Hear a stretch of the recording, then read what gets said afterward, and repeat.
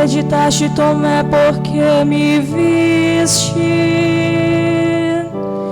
Felizes os que creram sem ter visto. Aleluia, aleluia,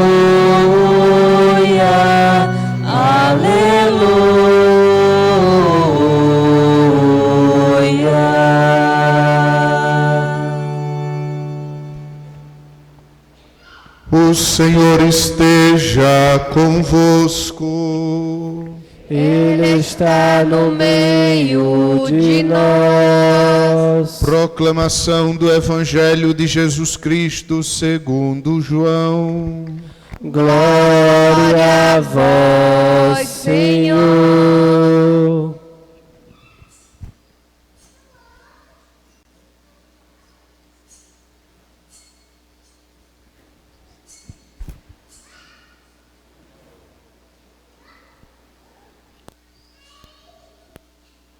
Ao anoitecer daquele dia, o primeiro da semana, estando fechadas por medo dos judeus as portas do lugar onde os discípulos se encontravam, Jesus entrou e, pondo-se no meio deles, disse: A paz esteja convosco. Depois destas palavras, mostrou-lhes as mãos e o lado. Então os discípulos se alegraram por verem o Senhor. Novamente Jesus disse: A paz esteja convosco. Como o Pai me enviou, também eu vos envio. E depois de ter dito isso, soprou sobre eles e disse: Recebei o Espírito Santo. A quem perdoardes os pecados, eles lhes serão perdoados. A quem não os perdoardes, eles lhes serão retidos. Tomé, chamado Dídimo, que era um dos 12, não estava com eles quando Jesus veio. Os outros discípulos contaram-lhe depois: Vimos o Senhor. Mas Tomé disse-lhes: Se eu não vir a marca dos pregos em suas mãos, se eu não puser o dedo nas marcas dos pregos, e não puser a mão no seu lado, não acreditarei. 8 dias depois, encontravam-se os discípulos novamente reunidos, e Tomé estava com eles. Estando fechadas as portas, Jesus entrou, pôs-se no meio deles e disse: A paz esteja convosco. Depois disse a Tomé: Põe o teu dedo aqui e olha as minhas mãos. Estende a tua mão e coloca-a no meu lado. E não sejas incrédulo, mas fiel. Tomé respondeu: Meu Senhor e meu Deus. Jesus lhe disse: Acreditaste porque me viste? Bem-aventurados os que creram sem ter visto. Jesus realizou muitos outros sinais diante dos discípulos que não estão escritos neste livro, mas estes foram escritos para que acrediteis que Jesus é o Cristo, o Filho de Deus, e para que, crendo, tenhais a vida em seu nome. Palavra da salvação. Glória a vós, Senhor. O segundo domingo do tempo pascal é o domingo da Divina Misericórdia.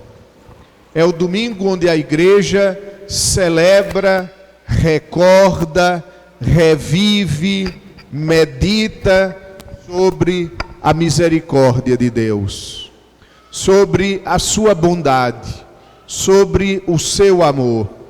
Depois de termos experimentado ao longo da liturgia da Semana Santa a misericórdia de Deus, hoje nós paramos por um momento e revivemos estes momentos de misericórdia.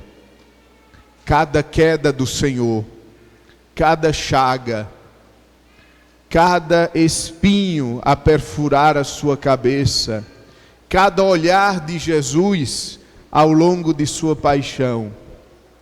Cada momento é um momento onde Ele revelou a sua misericórdia para conosco. E a festa de hoje, amados irmãos e irmãs, nós devemos a duas pessoas. A primeira delas é uma freira da Polônia, irmã Faustina Kowalska. Ela, por muitos anos, recebeu mensagens de Jesus, recebeu visitas do Senhor, recebeu aparições, e em cada uma delas Jesus dialogava com ela. E Jesus a fez apóstola da Divina Misericórdia. E Jesus, nesses diálogos, pediu que fosse celebrada em toda a igreja a festa da Divina Misericórdia. Coisa que efetivamente fez a segunda pessoa a quem devemos esta celebração, São João Paulo II. Ele estendeu a toda a igreja a celebração da Divina Misericórdia. E para mostrar como Deus age, e para ratificar essa ação de Deus, o Papa São João Paulo II, ele morreu no dia 2 de abril de 2005, véspera da Divina Misericórdia. Ele que havia anunciado ao mundo a Divina Misericórdia, até mesmo com a sua morte, continuou a proclamar a misericórdia de Deus. Mas agora, amados irmãos, eu gostaria de fazer um convite, que nós mergulhássemos no Evangelho apenas proclamado e buscássemos compreender, a partir do Evangelho de hoje, como se realiza a misericórdia de Deus. Como se dá, em quais circunstâncias podemos encontrá-la. A primeira circunstância: estando fechada por medo dos judeus as portas do lugar onde os discípulos se encontravam, Jesus entrou e, pondo-se no meio deles, disse: a paz esteja convosco. Portas fechadas, corações amedrontados, e mesmo assim Jesus entrou. Aqui está, amados irmãos, o primeiro aspecto da Divina Misericórdia. Não existe barreira para a Divina Misericórdia. Não existe nada que impeça a misericórdia de Deus de agir no nosso meio. Não existe pecado que a misericórdia de Deus não possa perdoar. Padre, o senhor está esquecendo do pecado contra o Espírito Santo. É o único pecado que não tem perdão. Mas o que é o pecado contra o Espírito Santo, se não negar a Divina Misericórdia, se não dizer a Deus: eu não preciso do teu perdão, e portanto seria impossível ser perdoado, porque Deus vem ao nosso coração, bate e espera que lhe abramos a nossa vida. As portas fechadas do cenáculo representam as 1000 barreiras que nós criamos para a Divina Misericórdia. Às vezes pensamos que somos pecadores demais e já não buscamos a misericórdia de Deus porque pensamos que estamos perdidos. Ou às vezes fazemos exatamente o contrário.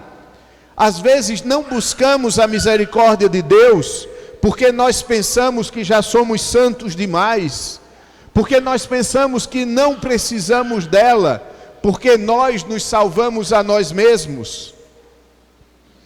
Às vezes, as portas fechadas para a Divina Misericórdia é o nosso olhar fechado para a ação de Deus. Quantas vezes nós acordamos e dormimos e parece que Deus não existe. E parece que nós não falamos com Ele. Quantas vezes o crucificado em nossa casa perdeu o seu sentido, porque não é mais o símbolo do amor de Deus por mim, é somente um objeto de decoração, que às vezes eu olho para ele quando me lembro que preciso limpar o pó que se acumulou. Quantas vezes a nossa vida de fé, amados irmãos e irmãs, cai numa letargia, cai num esfriamento, cai numa preguiça. Esta é uma barreira para a divina misericórdia. Mas assim como as portas do cenáculo fechadas não impediram Jesus de entrar nele, mesmo essas dificuldades não nos impedem de receber a misericórdia. Seria bom que agora cada um pensasse rapidamente: quais portas da minha vida estão fechadas para a divina misericórdia? Quais barreiras eu construo entre o meu coração e o coração misericordioso de Jesus?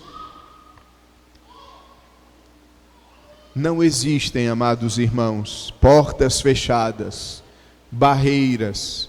Não existe nada que impeça a misericórdia de Deus de entrar na nossa vida. Se nós desejarmos, se nós quisermos, o Senhor virá até nós e derramará em nossa vida a sua graça, a sua misericórdia. Num desses diálogos de Santa Faustina com Jesus, Jesus se lamenta: eu quero dar aos homens, eu quero dar à humanidade tantas graças, mas eles não querem receber. Ao menos tu, abre o teu coração, e eu darei todas essas graças. Mais adiante, Jesus sopra sobre eles, Jesus sopra sobre os apóstolos. A palavra Espírito significa exatamente sopro. Jesus sopra e diz: recebei o Espírito Santo. Qual é o outro sopro que nós encontramos na Bíblia? Agora, no livro do Gênesis, Deus faz o homem como um boneco de barro, e Deus sopra nas narinas do boneco de barro o seu espírito, e aquele boneco de barro ganha vida. Agora, Jesus sopra sobre os apóstolos, e eles ganham vida espiritual. Agora realiza-se uma nova criação. Antes, eles eram criados de terra, de barro.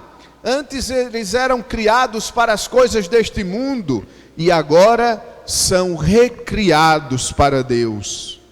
Aqui está o segundo modo de agir da divina misericórdia. Pelos sacramentos, nós recebemos uma vida superior. Nós, assim como aquele boneco de barro inerte, nós, pelos sacramentos, recebemos um sopro vital e, portanto, podemos viver não mais para nós mesmos, mas para Deus. Amados irmãos, o segundo modo de viver a experiência da misericórdia é não vivendo mais para este mundo, mas vivendo para o Senhor. Concretamente, às vezes nós corremos o risco de, na homilia, falarmos um monte de coisa e não trazermos para a concretude da nossa vida, para as coisas ordinárias do nosso dia a dia. Como viver como novas criaturas no mundo de hoje? Como viver no teu trabalho como novas criaturas?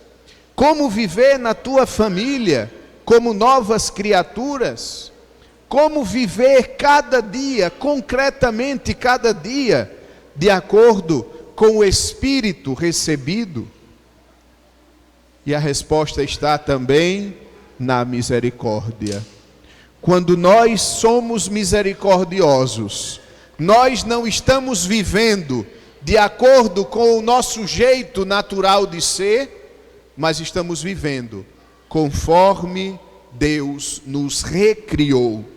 Amados irmãos, caríssimas irmãs, do ponto de vista natural, do ponto de vista humano, nós não fomos feitos para o perdão, nós não fomos feitos para a misericórdia.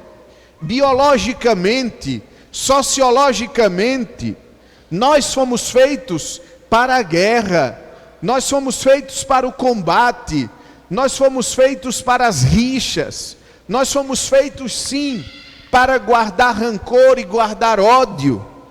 Porém, porque agora Jesus sopra sobre nós o seu Espírito, nós fomos recriados para viver de acordo com a misericórdia, não mais de acordo com os nossos instintos naturais, mas agora sim, de acordo com o seu coração.